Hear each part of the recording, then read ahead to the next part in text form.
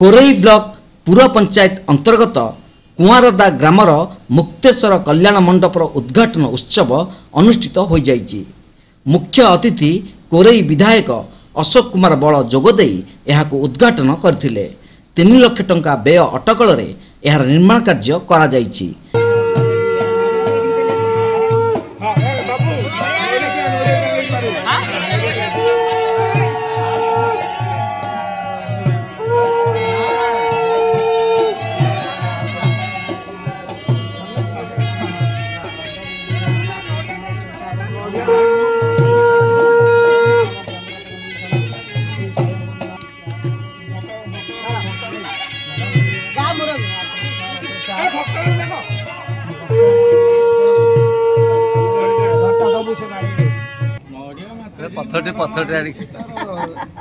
Video Ranjan Kumar Parida, sarpanch Sunita आयच, पूर्वतन सरपंच एवं जिला परिषद सभ्या माताजी आयच, कनिष्ठ जंत्री मीना महापात्र, RWSS सहकारी जंत्री सुधाकर पंडा, विधायक प्रतिनिधि तारकेश्वर महांती, ब्लॉक बीजेडी सभापति प्रमुख उपस्थित थिले।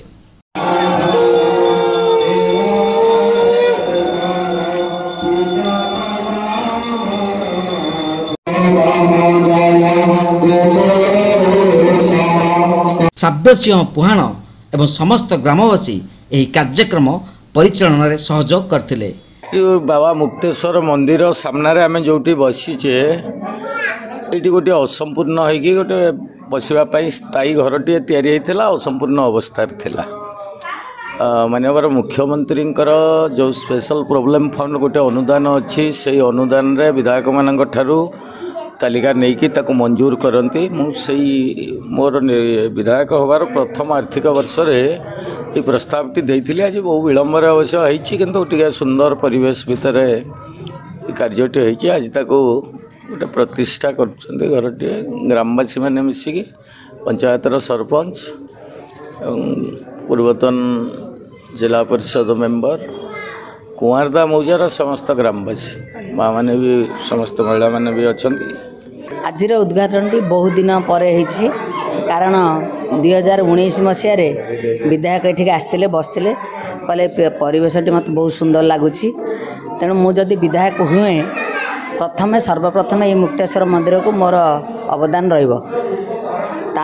से कार्यकारी करते। 3 लाख टंका ये मुखशालाटे करने जेहेतु ए मुखशालार सरकारी कागज पत्र नथिला से विलंब घटला। जाजपुर कोरईरू ज्योति प्रकाश भुएं रिपोर्ट तीर्थक्षेत्र लाइव।